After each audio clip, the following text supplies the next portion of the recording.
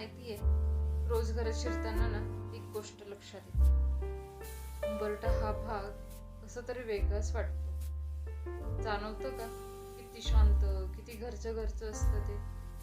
दिवसभर किती धावपळ झाली ना, घरातल्या दारावर पाऊल ठेवलं की एकदम रिलॅक्स वाटतं, जणू आपल्या घरी जागी परत आलं.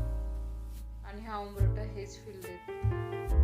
मग मी एक छोटासा बदल केला. थोडीशी हळदीचा लेप लावला, थोडी रांगोळी काढली. बस, काही मोठं केलं नाही, काही विशेष केलं नाही. पण खरं सांगते, हे केल्यावर घरात शिरताना ना एक वेगळाच वाईब वाटतं, एकदम पॉझिटिव्ह. कधी कधी असं वाटतं आपली घरातली सगळी एनर्जी ना उंबरठ्यापासूनच बदलते. आपण कसं एखाद्या खोलीत शिरलो की मूड बदलतो, बस तसंच हळद लावल्याने घराचं एंट्रन्स एकदम पॉझिटिव्ह वाटू लागतं. आणि रांगोळी तर माझ्यासाठी एक छोटंसं आर्ट आहे. काहीच मोठं नाही हो, फक्त छोटे बिंदू काढायचे, कधी फुलं काढायचे, कधी रेषा काढायच्या. इतकं जरी काढलं तरी घरात येताना मूड फ्रेश होतो. हळद आणि रांगोळी दोन्ही मिळून घराला एक वेगळाच वेलकमिंग फील देतं. जसं एखादी जागा स्वच्छ असेल तर मन प्रसन्न होतं, तसंच उंबरठ्यावर छोटीशी मेहनत घेतली, दिवसभराचा मूड फ्रेश होतो, सगळं टेन्शन दूर होतं. हे रोज केल्यावर लक्षात येऊ लागलं. घरातलं वातावरण अतिशय पॉझिटिव्ह वाटायला लागलं.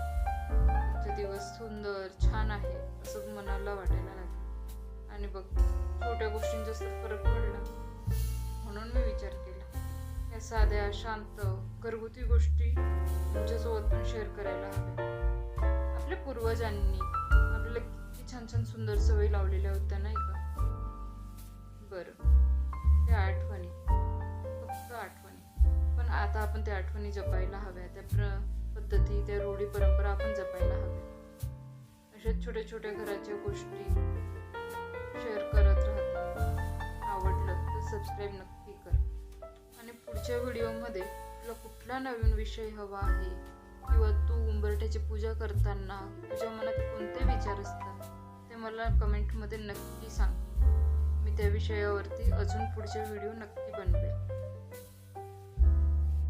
बरं, आज आपण इथेच थांबूया. धन्यवाद.